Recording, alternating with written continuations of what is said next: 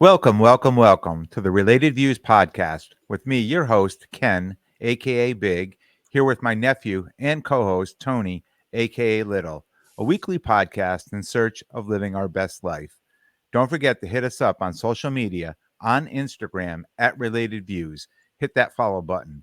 You can also find us on YouTube on Related Views channel. If you like what you hear, please like, subscribe, and most importantly, tell a friend and spread the word.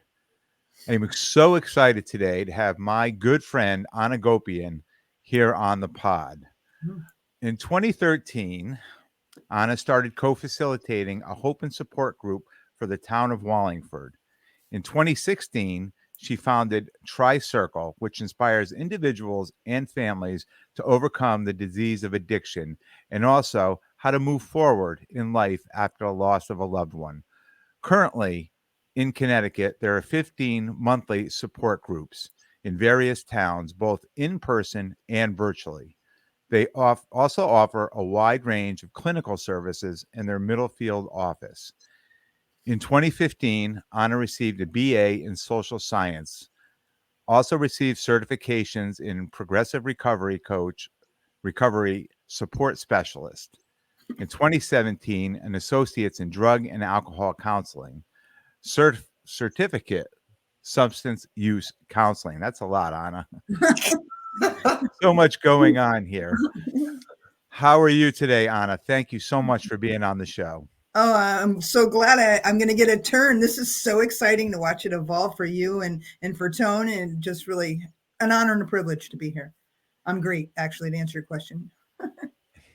So why don't we just start? Why don't you just give us a little bit? Like, I know I just put a whole lot out there, but just more, your short story of your background, how you ended up here. Okay, there's nothing short or little about what I do or say. So I'll say, let me see, 2016 when I started TriCircle and also the other organization, TriCircle Restoration. My intent was to leave something behind as a legacy. My inability to have children through my early trauma, and then moving forward in my life, additional things had happened. I knew that I was going to do something. I wasn't sure what. In 2016, that's where everything kind of like came to fruition, right? 1995, July 13th, I found my own personal path to recovery.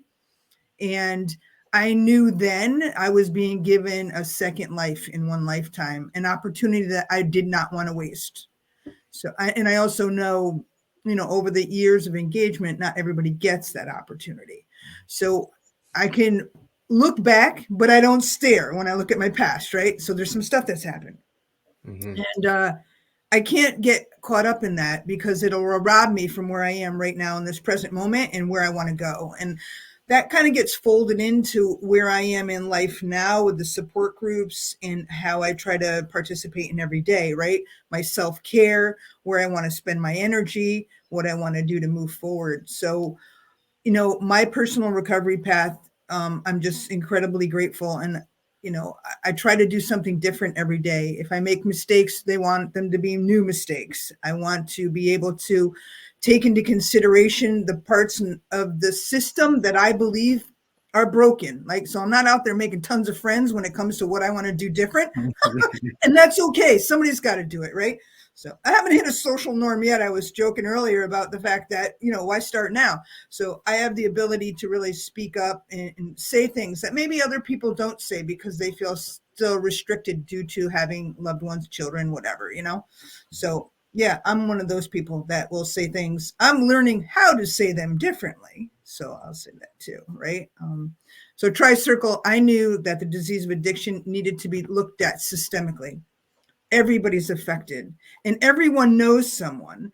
So if we don't talk about it, how are we going to be able to help people? So that's where I wondered if it was different in my life and in my family while I grew up, having experiences from other members of the family, and my decisions were based off of that, or, the outcomes of their decisions that were based on that. How would I move forward and make something different? So I might not have children to leave behind as a legacy and carry a name, but I will leave this world sideways with skid marks, and I will leave something behind that people will not forget. If I'm in a room with you, just it's already happened. If you ended your podcast right now, people are like, what happened? So your nephew here is like, you invited her on purpose? So just so our listeners know, I'll just step back a little bit. You and I grew up in the same town and kind of knew each other, but never really socialized our whole life. And I think it's about 4 years ago. I had a family member suffering from the disease of addiction, and I felt in that time there was nowhere to turn. Like I thought, I called everybody, insurance companies, just trying to figure out how to get through this, and literally I could not get anybody to help me. And it was almost as if nobody wanted to help me when it came to the insurance side of it. Like everybody almost ignored phone calls and things like that. And it wasn't until I found TriCircle, just searching online. And I want to say it wasn't me. It took me a long time. And I think that's almost a stigma too of men and women. I was a single parent, and it took somebody else. It took my partner to find information online and kept giving it to me and saying, you should call, you should attend a group, you should go. And I think a month or 2 months went by, and I kind of ignored it. And then I started thinking, well, okay, it's another Thursday. I know this group is meeting close to me. And I finally did show up. And you were there, and you were running this group, and it was a game changer. Like it was literally a game changer in my life to be able to attend a group, be with people who had been going through the same thing as I was, but having you there, that was just a wealth of knowledge. I mean, there wasn't a question or a situation in that room with that group that anyone asked that you did not have an answer for. And I just thought, oh, why did I wait so long to get there? So I just want you to touch a little bit about some of the people like myself that, I mean, this has got to be fuel. This has got to, I mean, the direction this whole group is what your, these hope and support groups and the hope after loss groups. I want you to just touch a little bit about that too. But this much, I don't want to say rewarding. I know it's rewarding, but it's kind of you're saying it's rewarding because you're helping somebody, but somebody's coming to you with something that's negative. So just I hope I'm asking the right question, but just talk a little bit about that. Sure. And it's a whole bunch of things. So I don't think you can put it under one blanket word or statement of what happens in the experience. I think fuel is super important, because when you are coming, and I commend people when they come, as I did you. I remember the courage that it takes to come because of all of this negative self-talk or the societal impositions that have been imposed, right? So you got to push that. And you also said, there's a male perspective, right? In doing something like that, I can call it self-care. And it's not surrender, even sounds nicer, but it's still not laid up against a masculine persona, right? So when it comes to fuel, I'm very angry. But what I can do is that I've learned and have taken on what will be the name of a book called The Art of Flipping, right? So I've taken that anger and I've turned it into advocacy in volume to what it is I do and say, right? So I want to be able to really bring this information out. And if I live what I say and say what I do, right? If I leave the group and still am doing what I say I do in the group, like I'm trying to create experiences that really gain the sense of integrity while being transparent. And when I see a parent such as yourself and all those that have come before you and all those that have come after you, which you've been able to experience, right? when you see someone come and it's soon after, even though every ounce of you, and I know this from my personal experience in my own lived recovery, I sat down my first day in my personal recovery and thought I knew everything I was going to say, how I was going to say it. I wanted you to like me. I didn't need you to like me to be okay with who I was, but I wanted to be liked, right? I didn't want to cry. I didn't want you to see that I wasn't strong. Because I carried my life into that moment by myself on my own. I survived. And now here we are trying to expose the fact that we're looking for help and support. And it's incredibly vulnerable. So everything I thought I was going to do or say, and I'm sure I'm saying this, I could speak for you, it didn't come out of your mouth. No. And Yep. everything you didn't want to happen happened. Mm-hmm. But that's what actually unified you. And I can say it's an honor and privilege to watch what has happened in your life, and for you as a man and a person, in all the people around you. You didn't just evolve in your own personal self-care, and you became knowledgeable. You share your information, and now you are subcontracted as one of our paraprofessionals, and you are there 2 Thursdays a month, second and last Thursday of every month in Southington. And you are that for people. They look at you and they say, my God, this guy can answer the questions with his lived experience, right? Yeah. And there's very few men there. That's Mhm. I mean, it's mostly the women that come, and I think, and I know from my own personal, experience, there was a lot of shame and guilt and a lot of things Mhm. around that that you feel, and I think it's I'm going to just say this from my own perspective, but I just think Mhm. it's easier um, for women to come and bond with other women, where when the men come, it's a much different, it's we're supposed to be strong, we were That's, supposed to, yep.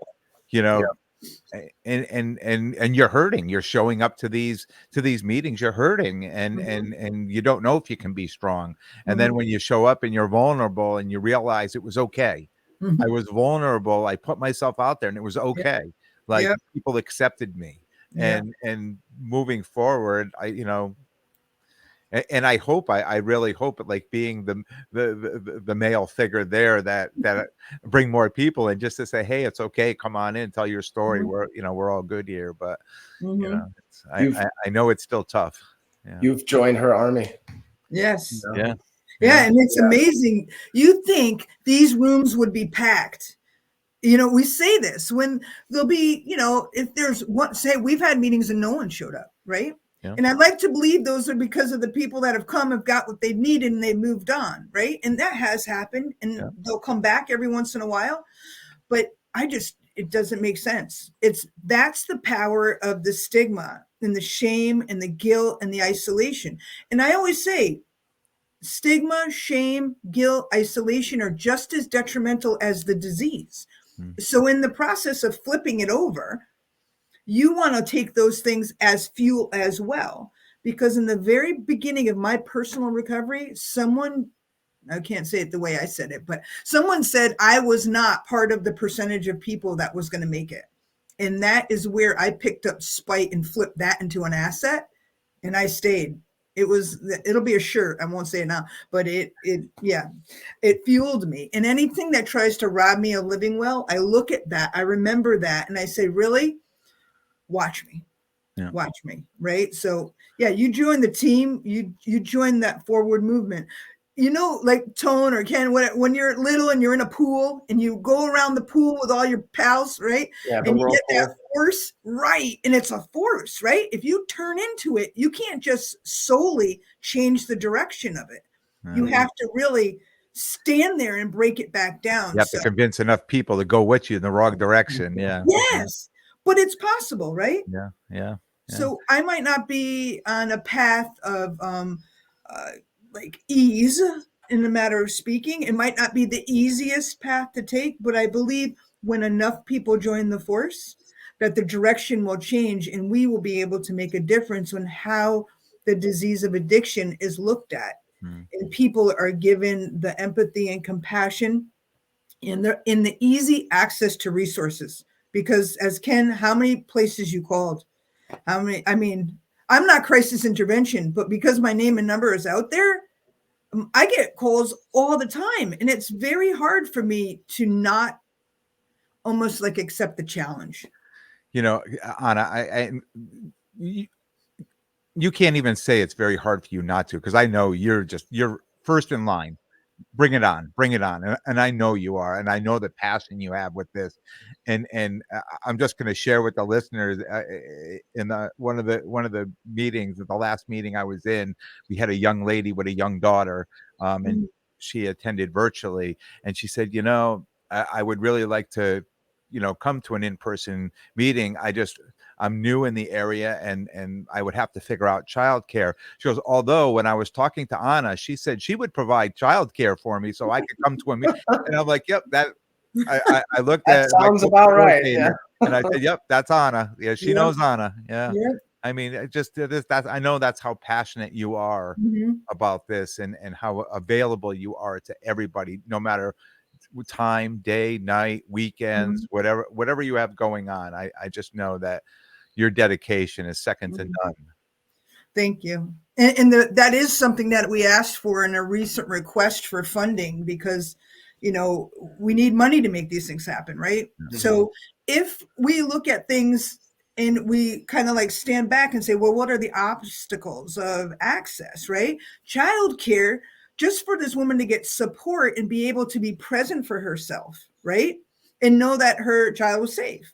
So how does that happen? And so that's something that we're trying to fold into this most recent request, is like, so I'll take it. That's the parent, guardian, or loved one. What about the person with a substance use disorder? When you keep trying to build a continuity of care, aftercare, and they have a child, you know what I mean? Or it's a grandparent raising their grandchildren because their grandchild's missing and they got their child. So if the daycare, or I can't say daycare because that's a whole nother bunch of rules and licenses and stuff. If the child care, babysitting, however, is made available, and you're able to go to your therapy appointment, or you're able to go to a support group, and you're able to take an exhale, because, Ken, that those groups, we talk about a lot of stuff, but the self-care and the importance of the support system to get their own self-care, like, because the disease has infiltrated everyone's life, right? It takes everybody down, right? Anybody in a system. And if you've tried to keep the secret and heal this situation on your own long enough, you know what I mean? More people get involved. That whole thing, that whole system and wake of energy that we're trying to break, the disease utilized to take everybody in. Yeah. So it's really, and there's other siblings, there's marriages that break over this. There's, you lose friends until you're positioned. And I look at the disease as its own entity, positioned by the disease to be alone. Yeah. And then the decisions that you make, it can really, I personally was hospitalized and celebrated my 20-year recovery anniversary locked in the psych ward, because it tried taking me out a whole nother way. It tried to take me out emotionally and mentally. Because if you don't get to the story before the story, a large component of what TriCircle wants to bring to the table is a long-term program with the continuity of care addressing a whole person, right? If you're not anywhere long enough, safe enough, you're never going to get to the story before the story. The drugs were not the problem. They were the solution to an older problem. Yeah. Yeah. So, A lot of self-medicating there. Yeah. Yeah. and that could be mental health, self-medicating mental health, or Mhm. trauma, right? Yeah. Or a legitimate reason for needing a narcotic or an opioid or whatever, benzodiazepine. There's all different medications. I'm not a doctor, but there could be a legitimate reason that turned into doctor dependency. But they never educated you on the potential coming off of it, right? And then that's what spiraled. But Then what I'm also hearing is like, do the doctors know? Like, they're just doing what they've been told. Yep. Like, they're just doing what they've been trained. Like, I almost don't want to blame them, because it's like, they're like, no, if this is the issue, prescribe this amount, go ahead, just give it to them. Right. But that's been exposed to Tone, and which is Yeah. really good with the advocacy and the concerns with all, now what's oh my God, it's poisoning that's going on now with the fentanyl that's infiltrating all substances. I mean, you can just be a partier, right? You don't have the disease of addiction. You want to go out and drop this or do that or whatever. You want one of something. That's it. Party's over. Because it's straight fentanyl. So we're saying that there's one group. I mean, you talk about moms and dads. You guys got, I'll say to Ken, I don't know, Tony, I think you got furry kids and four-legged loved ones. So I don't have children either. But parents have superpowers, right? And even for my own personal recovery, I was able to help a loved one too. It was out of order in which the family member that I helped, it was out of order. But when it comes to, breaking cycles and doing things and trying to help, parents, guardians, and loved ones, I don't know where I was going. I kind of went off track, but the fentanyl, these people have come together and look at it as a weapon of mass destruction. Yeah. And it's a poisoning, and it's counterfeit pills right now that are coming in through Mexico in the millions. And what's in a pill of straight fentanyl can wipe out a town almost. Yeah. It's just that powerful. And what they're putting it in, what they're mixing it in, everything from just simple, now that they're legalizing marijuana here in the state of Connecticut, right? Yep. They're putting it inside marijuana. They're just putting it inside anything they can, just and there are a lot of unsuspecting people will ingest this fentanyl that, never expected to. Right. Yeah. Even college kids, got to cram for a test, so-and-so, they get certain medications, and that's what they took. Yeah. There was no reason. And even, it's fentanyl test strips do have a place, I guess. It's just, to me, almost, if I was in active addiction and I got a substance, I'm not sure I'd want to stop and test it before I took it, right? It's just not what I think is it might look good. So there's a lot of people, I say they have long arms because they're able, how do I do this? Pat themselves on the back. Look what I did, And I said, does that hurt when you do that for so long? But there's certain things that move forward because it's easier, right? Yeah. And I want to do the hard stuff because the recidivism that happens, right? The cycle. And Ken, from your retired career, I mean, you see people that, that were in and out, and, I don't want people to come back. I would like the fact that there'd be less of people doing what I do in the future because the need for us has subsided. You know what I mean? Well, go ahead. This opioid epidemic that has hit us too. I mean, this is really, I mean, even before the opioids, there was the disease of addiction, right? But then when the opioid crisis hit, the disease of addiction hit so many more people, like everyday people, right? It used to be there'd be this person or that. Now all of a sudden it could be anybody: doctors, lawyers, teachers, police officers, firemen, anybody, right? I mean, it's unbelievable that the disease just infiltrated everybody. Yeah. Well, it's been around. It's been around for decades and decades and decades. Okay. But let's be honest, right? I have culturally my history, my father, Middle Eastern, right? Armenian. And, the other side is a bunch of other mixed up stuff, but it's been around, but it wasn't culturally being addressed, right? It was more cultural differences. So once it hit white suburbia, and some bigger names were starting to be affected, it's not fashionable, but it was more talked about and taken into consideration as needing help and support. It's been around for decades.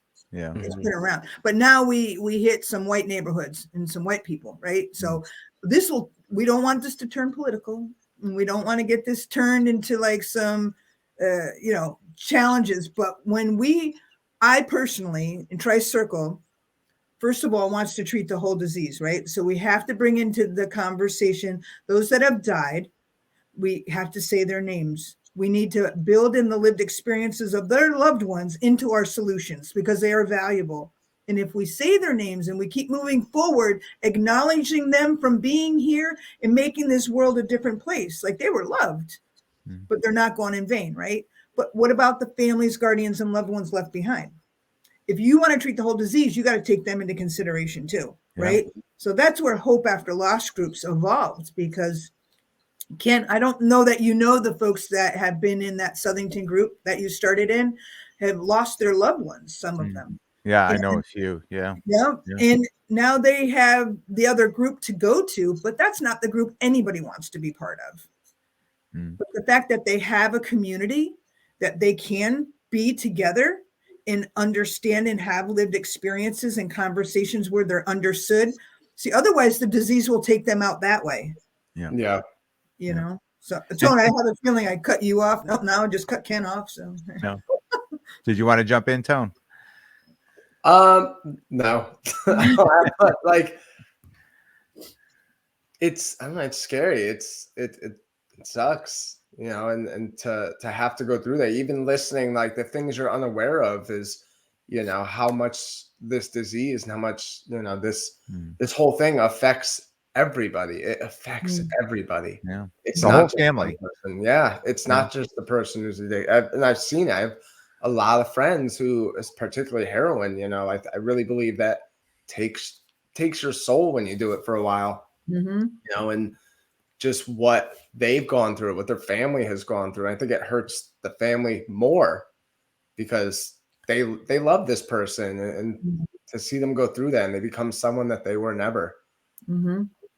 And being that sense of powerlessness, and then take that back to the masculine perspective, right? I mean, moms, yes, it might be easier for us to come together. Well, whatever. It might be easier for females to come together or gender identified, however you want to do it. But you know, there's that whole pink and blue thing that our society is on, you know, and then add the cultural component, right? So for the brown and Black communities, it's even more deeply embedded into their culture, mental health and substance use. Like, you do not talk about it, period, the end.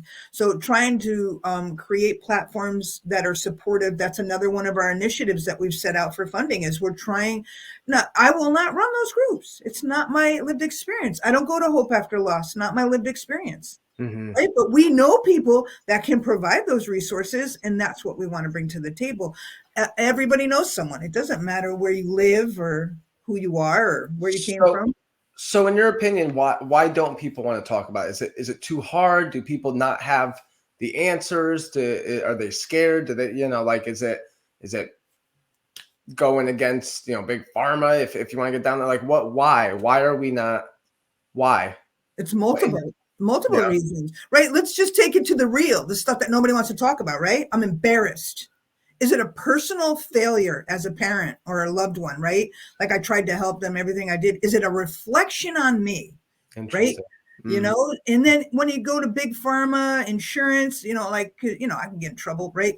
But I'm that girl. So it's money, you know, and there's systems, right? So when in these groups, we teach about insurance in a matter of speaking, the rungs of the ladder on how you're paid, right? So I go this way, right? Rungs of the ladder on how you're paid, right? So detox is the highest level of pay in the system, right? And who's paying makes a difference on how long you could stay on that rung of the ladder. And then if you were to drop, what is that? And how long are you given as a maximum to be there? You want to help people learn how to advocate for themselves so they stay on every rung of the ladder as long as possible. As long as they need, at least. Right. And if you don't know how to advocate for yourself, then you're just going to be around. Yeah. They're just going to drop you. And then if you leave and you don't have an exit plan, you might get a list with names and numbers. But like, I don't know many people in my world that are just going to like, woohoo, let's call up some names and numbers. You know what I mean? Yeah, you're just going to end right back up there paying. And then, I can tell you from personal experience that when I started this journey, and I'm saying 4 years ago, that it's almost as if they didn't want you to succeed. Okay, we're going to give you this many days of detox, and then we're going to give you this many days there, and then we're going to send you home. Mm-hmm. And I just thought to myself, well, all that's for nothing, Yeah, right? why is that the plan? Because that can't be the plan, No. right? It just can't be the plan. There has to be more. There has to be more, because it didn't take 9 days or 15 days or 25 days to get this individual into this situation, Yep. right? So how is it going to take 9 days or 15 days or 22 days to get them to completely cure this disease of addiction, right? Yeah. It's just it's not going to happen. Mhm. So I don't think that. It's almost as if whoever put this in place didn't really think it through, or they just wanted to make sure people really, they were doing it because they had to, but they really didn't care if people got That's better. the thing. From what I'm hearing, they did think it through, and this was their plan. It's Mhm. keep them coming back. Yeah, it's like an Yeah. open door. Yeah, just keep coming back around, and then again, from my personal experience, then you go to the my family member went to sober living, and when they showed up to sober living, it was a business. It Mhm. wasn't that. And we don't have that here in Connecticut, and maybe we do now, but at the time, he was sent to another state where it was big business. It was like, our doors are open, just keep coming, as long as you have insurance, just keep coming. And it was an open door. I Mhm. watched for 2 years the same people in and out, in and out, in and out of the same place, and I almost felt that's what kept the business running, Mhm. and then we're here, I'm with Ana, we're doing these meetings, and it's a completely different thing. I mean, we really truly want to help people. Mhm. We like you said, when somebody doesn't come back, you hope it's because they've Mhm. got what they needed, not Mhm. because they've switched and gone to the Hope After Loss group. Right. Yeah. We've had just recently too in the Middlefield group, a dad, a matter of fact, came back just to share with us, and that doesn't always get to happen, right? Share the most beautiful experience he just recently had with his kid. You know what I mean? And it was the first time in over 10 years that he was with now adult male child having this amazing experience. And I mean, that is really, I know one of the speakers that spoke for your group recently, Ken, really kind of like touched you in a way because of his story, like wondering if the things that you had, done in your past career had made a difference. Yeah. You know what I mean? And his story really kind of unfolded the fact, if you touch one person, because that person, every group anybody goes to, right? We give them immediately a gift. Yeah. The ability to use us as, we say blame us, but use to be able to get in and out of a conversation when you might not know how to respond versus react yet. Right. So if you're just like, sweetheart, I'll call you back in an hour, or don't pick up the phone, let it go to voicemail so you can field it out safer. You know what I mean? And then learning how to respond versus react to pare away your relationship with the disease, because it might look like your loved one. That's not your loved one. So you have to separate the identities and who are you talking to. Mm-hmm. Yeah. You asked the big question though before, the brokenness of this system. It's just really scary. And there's ways and means to change things and to move forward. The recovery houses that Ken talk about, recovery is a business. All right. So anything that is, there's money, insurance, big pharma, all that, it is a business. Our personal intent is to be integral, transparent, and accountable. And when the bottom line of our organization, if it was to ever have gained focus as our main focus, then we would be taking advantage and working off the back of the people we say we serve. And then we're part of the problem. Mm-hmm. So Yep. I don't want to be part of the problem. So we might have fewer people, but our hope is that our people will continue to be cared for and move forward with the resources that they need. Yeah. We're not making money. We're not taking advantage, right? We're just here to help. Well, we have operational costs, so Yeah. we need to make some money to move ourselves to that long-term goal, right? But how do we do that? There has to be, because now I can start dropping shameless plugs like we need money, right? But And we do have some engagement with the state of Connecticut, but remember that money, grant funding, we're very accountable to how we use the money that we get. We can't be accountable for other people. I have to be very careful on how I, engage. I can't look at what other people do. I have to just do what we do, right? Mm-hmm. So our grant fund is very specific to our support groups and what needs and responsibilities have to be met to provide those services. But we need what's called unrestricted funds. We need things that will help pay the rent, and be able to move us forward. And, our events and activities are fundraisers, but we want that to be able to move us forward, not just keep the lights on. Mm-hmm. How do you go about getting that? Those are donations and things like that. So that's one way that people could help if they feel moved from this. And what else? What other ways can people help? Well, we have, our website, TriCircleInc.com, and we have QR codes. You can show up at events. You can take on sponsorship positions at our events. And we have a whole list. We just did a spring mailer. Where's the thing? And this is like what's called a buck slip. So that was inside the spring mailer because we have so many events that go on, right? Mm-hmm. So volunteers are, in my eyes, are just as valuable. And our organization is mostly ran off of volunteers, right? Because even Ana Gopoian, executive director of TriCircle, is stipend. I'm not an employee. And it's ridiculous, but it's the sacrifice I was willing to make, right? So I get like a monthly allowance that doesn't even pay my mortgage, put it that way. Yeah. This is our 6th year, July 21st will be our 6th year. And we do have, subcontracted people. All of our meetings, which we didn't say earlier, Ken, all of our meetings are co-facilitated. One person is licensed. The other person is a paraprofessional with lived experience, such as Ken and his experience. And then they co-facilitate each group. Those are paid positions, right? That's what some of the funding from the state of Connecticut offers. So then we're also creating employment, right? Lived experiences can turn into employment. And then there's other things like we need more clinicians and we want to be able to start another group, for the clinical aftercare component, the continuity of care. So there's always going to be more, but if it's just me, I'm getting tapped. We have some amazing volunteers. And then even this weekend, we're going to be at the Connecticut Barber Expo at Mohegan Sun. Because I just said, what a great opportunity to maybe provide Narcan to barbershops and salons in a more concentrated Black and brown community that might not otherwise talk about it. Yeah. But barbers and stylists, they are like therapists in their own right. It's like old school, the bartender, right?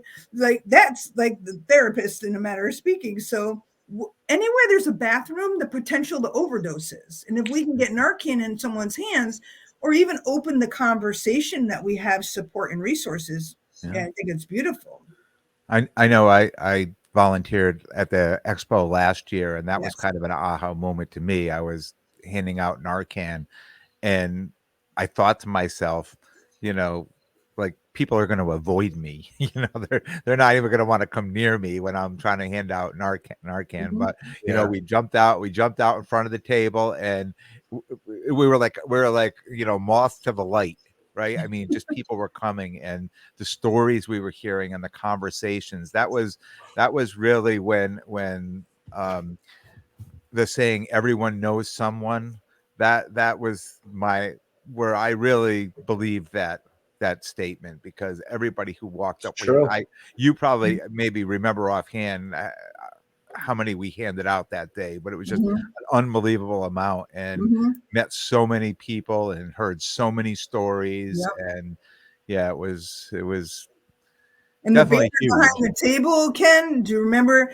It says TriCircle Remembers. So we have memorial quilts. So we have activities where people come together and are able to make a quilt in the honor of their loved one that has passed. And at that time, we were halfway through our second quilt.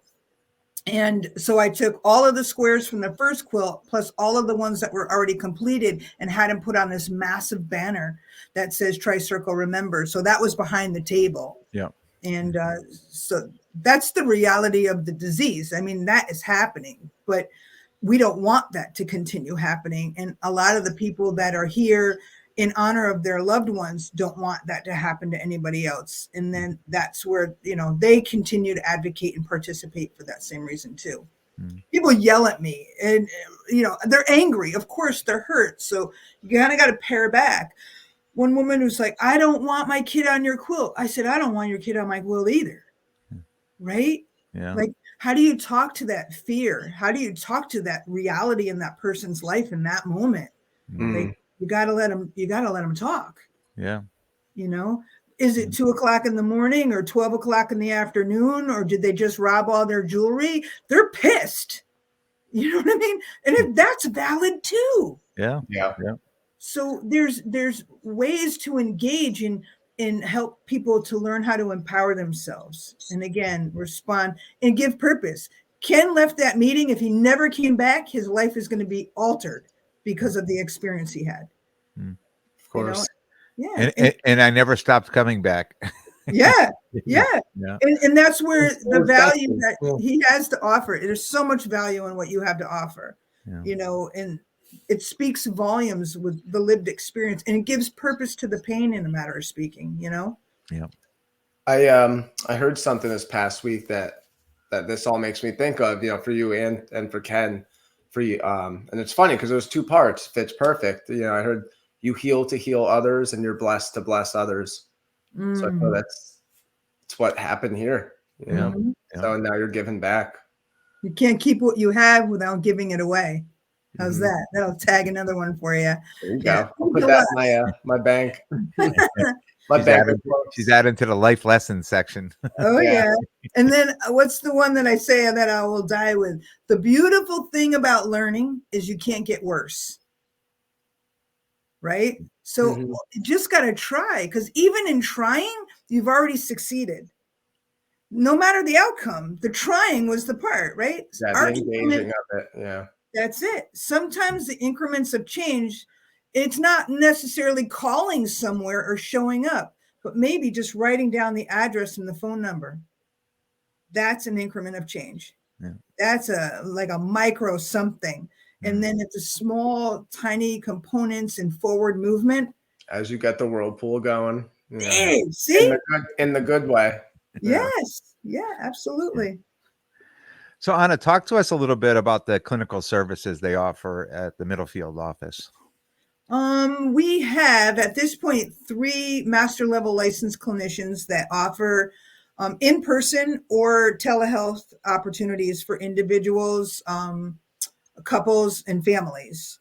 Our hope, we had groups like DBT groups. Our hope is to be able to pull another group together, because right now it's hard to even find a therapist right now because of the increase of need in mental health that was, exacerbated. Is that the right word? Made it worse in COVID, right? Yeah.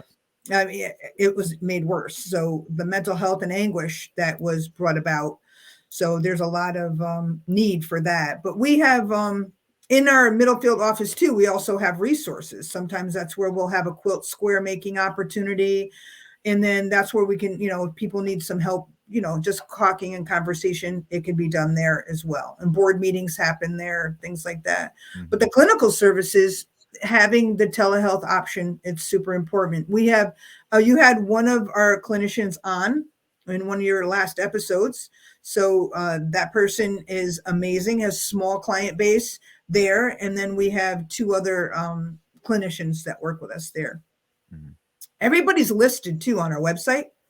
So if anybody was to go to the website, all of the facilitators and supportive professionals that work along with us for Hope and Support and Hope After Loss, then the clinical services are listed. All of the board of directors members, and I can say this, every board of directors member that we have is directly affected by the disease of addiction in one way or another. The memorial quill, all this stuff that we do.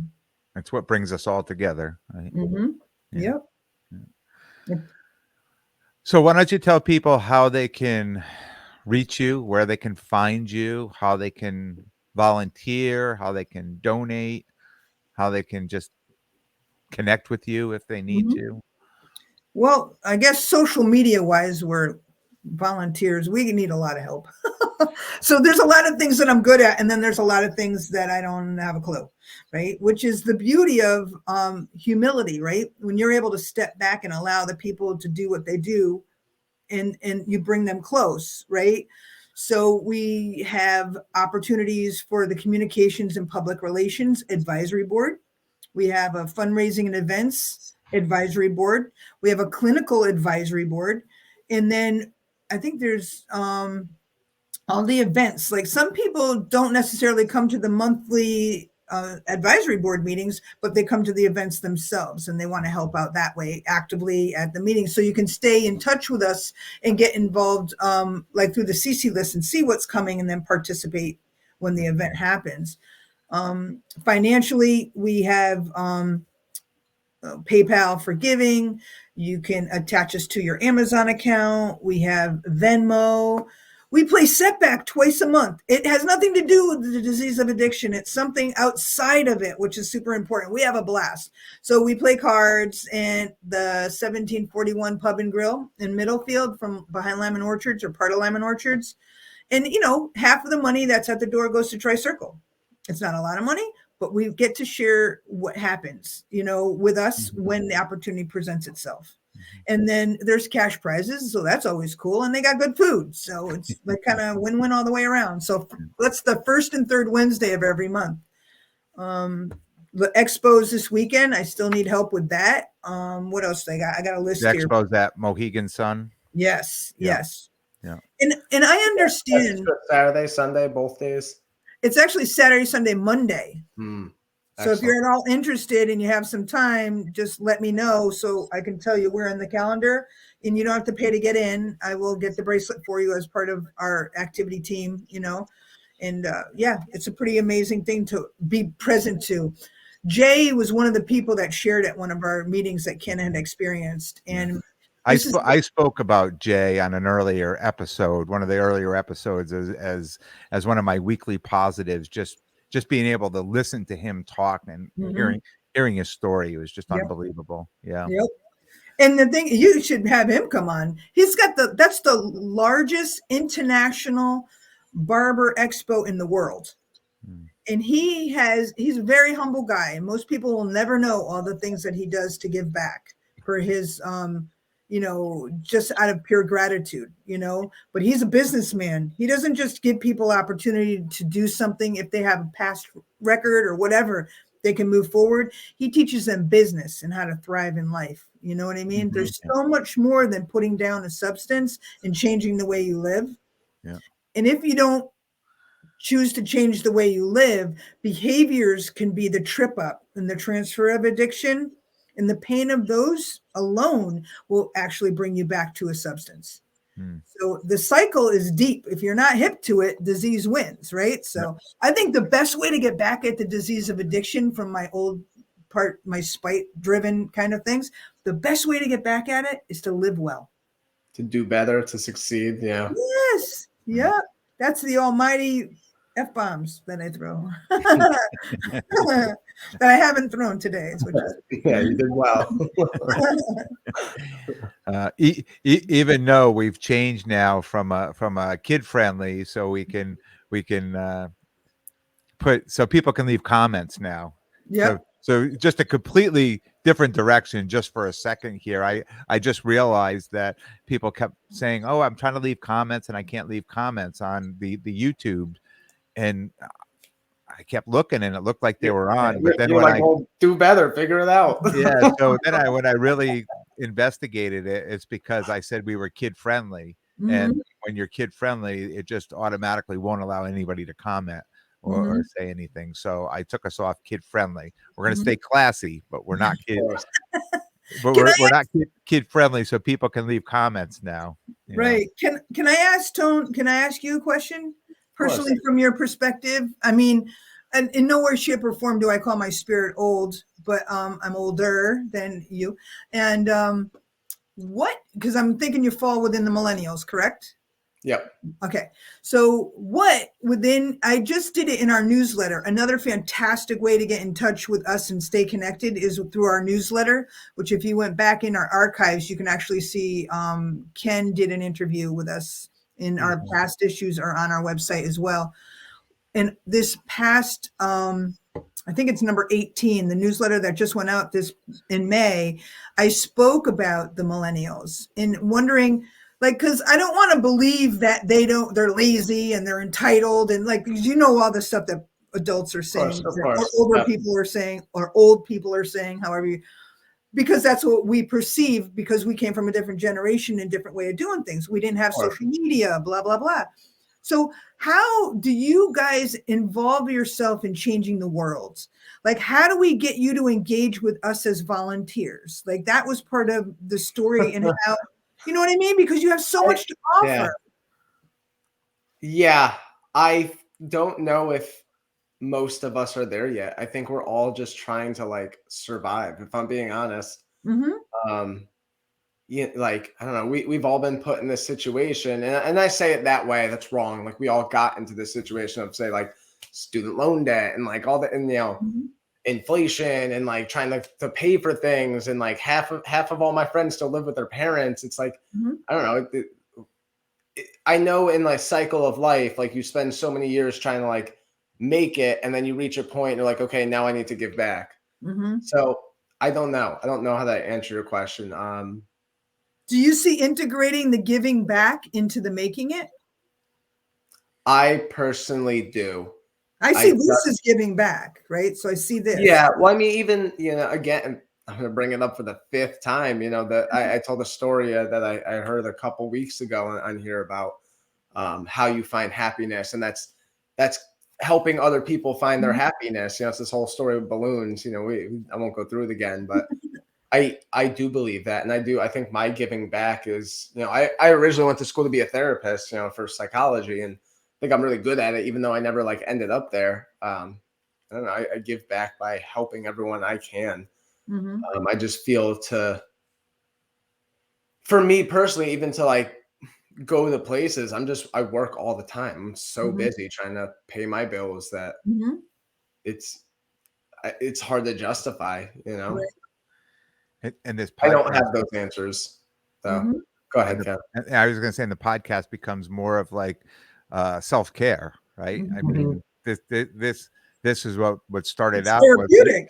We wanted to share something, but then it just turned into like, we realized this was self-care, and we're learning a lot more about each other and about what we're putting out there and what kind of people we are, and it's pretty amazing. We started this because I felt that it would be the Gen X versus millennial, the two different views, and for whatever reason, we kind of have the same views on a lot of things. We don't have opposite views. So after the first few episodes, we were like, okay, we can't do that anymore. Or one of us, we got to find another direction. Or one of us has got to go. Yeah. But I want to circle back quick. As I think that through too.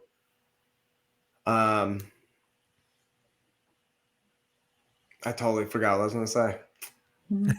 You were talking about giving back or selfless service for the millennials, maybe? You were circling back for something. Yeah. I don't know. I'll jump back in. Forgive me. Or other ways to help in things. Selfless service, self-care, why you started the podcast in the first place. It's therapeutic. You know what I mean? There's that. Or your balloons. I don't know where you were going with it. I don't remember now. I had this epiphany thought, and it just in one and out the other. Oh yeah, I remember now. Forgive me. Back to your question. I think even not just for millennials, but I think the people who are most passionate, like you've said, are unfortunately the ones who have been affected. It makes me think of even like Jimmy V and his ESPY speech all about cancer, because he was going through cancer, and like and that changed so many things, but unfortunately he had to go through it to even have that view. How many and we say everyone's affected, but if you're not like truly heart-wrenching affected, it doesn't move you to do anything. Well, you don't want to accept the fact that you're affected. So how does the disease tangle into that, right? Not my kid, not my town, not my neighborhood. You know, yeah, I have better things to do. You know, I don't need, that's not my, it doesn't affect me that much. I don't need to deal with it. So I don't know. Look at the judgment. Look at the judgment in that, right? So because I know parents have come to group, and I'm sure Ken has heard it. It's like, I was judging prior to being affected, right? So they say, you don't get it. You don't know until you know. Point one finger, and there's three more pointing back at you. I'm gonna go that way, right? So if you're pointing a finger, there's three more pointing back at you. Yeah. Right. Yeah. So until you kind of like become directly affected, you know, because cancer is something that we've used in advocacy as, you know, a relatable, you know, thing to pair back people to, like, you know, let's just apply this disease to that disease. Hypertension, diabetes. You have an episode with diabetic shock or something. You go to ambulance comes, brings you. They don't say, oh, dude, you were here earlier. You can't come. So sorry. You know what I mean? You already hit your quota. You didn't change the way you were living. Thanks. You know? I'm going to die. Yeah. You didn't change the way you were living. Sorry. You don't get sorry, you didn't fix your cancer. I can't help you now. Yes, exactly. But the same thing as a lapse or a relapse with addiction, right? So that was a perfect way to bring up the analogy. If we look at this as a treatable disease, you know, then we have a shot at allowing humanity to talk about it. Yeah. Right? I mean, if you have cancer, you don't go to therapy for 15 days, then go home and expect to operate on yourself. You know, but your neighbors are going to bring you casseroles. We always say that nobody's bringing me a casserole if I got addiction. You're not even letting the kids come play at my house, you know, kind of thing. You know. Yeah. But it's so important, so important. And and us being related, Tone. I mean, you're affected by my effect. You know what I'm affected by. You're almost as, I mean, differently, but almost as affected as I am. Every day. Yeah. What an honor and privilege to have been given this opportunity to talk more about this. I look forward, if I have permission to share this, I'll share it on our YouTube channel, let alone our Facebook page and our website. And absolutely. Thank you so much for coming on and having this conversation with us. I love how candid it is. It really is pretty awesome. Relax. This is our weekly self-care. The one thing I learned, you know, when I started going to groups is the hope and support groups. So self-care was the most important thing, and I've taken it and run with it. Right. And more self-care. He really takes care of himself now. Yeah. And that's a beautiful thing to see, because there's so many people that deserve to be on that path, you know. As I think it back, the timing of you and I, Ken, is even funny, because like I really indulged in, you know, my own self-care, which I totally have ignored most of my life, you know. Like, do you do mani-pedis with Ken? I have not with him. I have in the past, but I haven't found anybody I could pull on the regular with me to do that yet. But we can go golf mani-pedi, dude. We can make it a whole day. Oh my God, that's beautiful. Get some masks. I think we got to do something from a masculine perspective. I think you should take the charge on that. Yeah, that would be a beautiful thing. We're gonna do a male mani-pedi day. Yeah, and golf. We'll have to add the golf in too. We'll do 9 holes after. Yeah, that's fantastic. Hot dogs and burgers, and we'll bring it all in, right? Yeah, that's good. Excellent. Well, Ana, again, thank you so much for being on. Great conversation. We'll definitely have to have you back on again. Appreciate the opportunity. Great to meet you, Tone. You as well. Yeah. I want to thank everyone for listening. If you like what you hear, please like, subscribe, and most importantly, tell a friend and spread the word. We will see you next week, Tony. See you, Ken. Pleasure. Bye. Thank you.